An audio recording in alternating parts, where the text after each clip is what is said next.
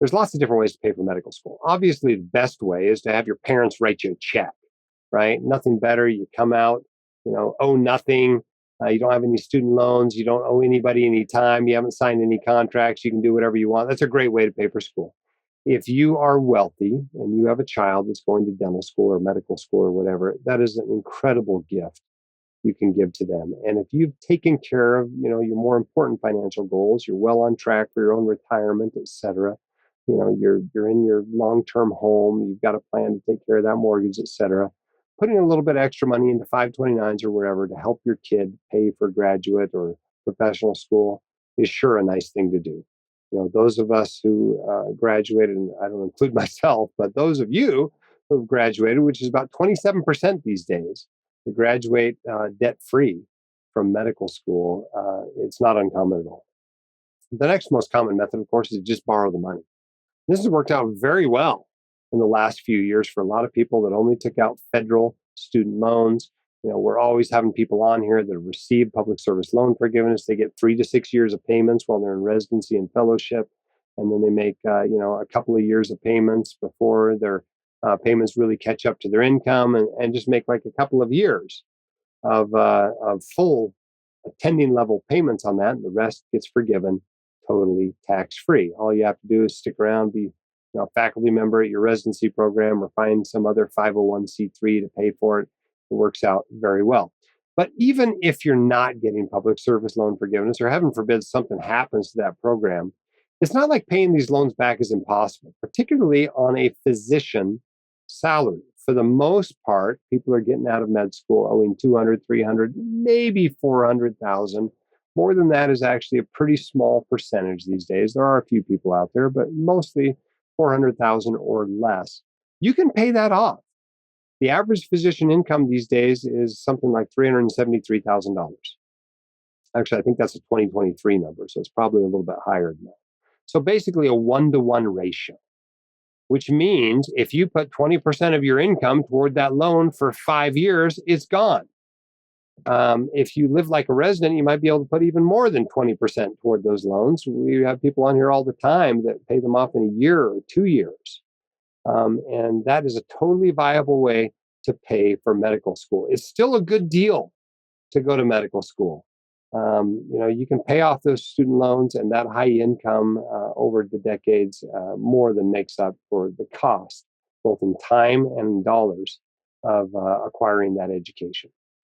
Another way is to sign a contract. Okay, and there's all kinds of different contracts you can use to pay for medical school.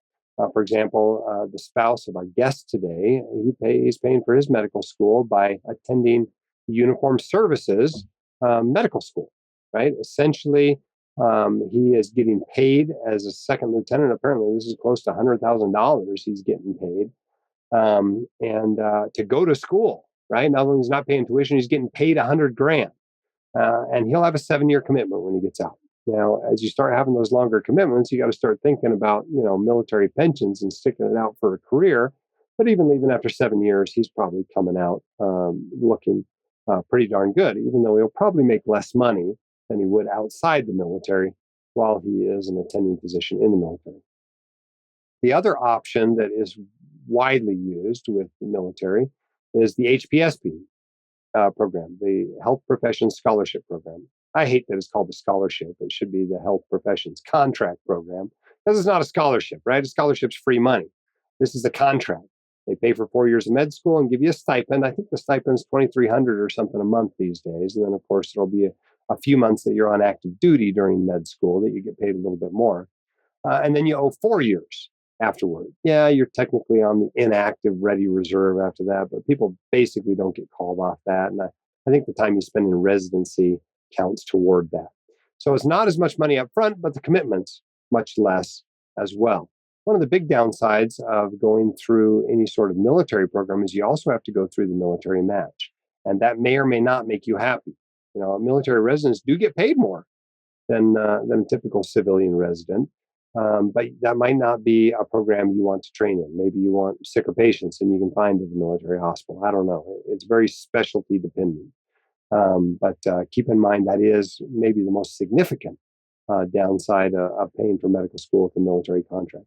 There are other contracts out there, though, right? You can get a contract with Indian Health Services, the National Health Service Corps. An MD PhD program operates in a similar way, right? You're going to spend a few years doing a PhD in return for not paying tuition as you go through the program. A lot of states have forgiveness programs. Sometimes a future employer will pay for some of your medical school, or at least, agree to pay back your student loans for you. There's lots of different ways to pay for medical school. They all work for the right people. As a general rule, the caution I would give you when it comes to contract programs is don't enter a contract program primarily to pay for medical school. If you don't want to be a military doc, don't go to USUS. Don't sign up with the HBSP program. If you don't want to work in an underserved area, don't sign up with the NHSC just to pay for medical school. If you don't want to get a PhD, don't sign up to get an MD PhD just to pay for medical school. It's okay to borrow the money. If you can get into a US MD or DO school, you're going to be able to pay the money back by just living like a resident for a few years and sending 5-figure checks every month to your lender. They're going to go away very quickly, and you can get rid of those student loans pretty early in your career and still have an awesome financial life. The hosts of The White Coat Investor are not licensed accountants, attorneys, or financial advisors. This podcast is for your entertainment and information only. It should not be considered professional or personalized financial advice. You should consult the appropriate professional for specific advice relating to your situation.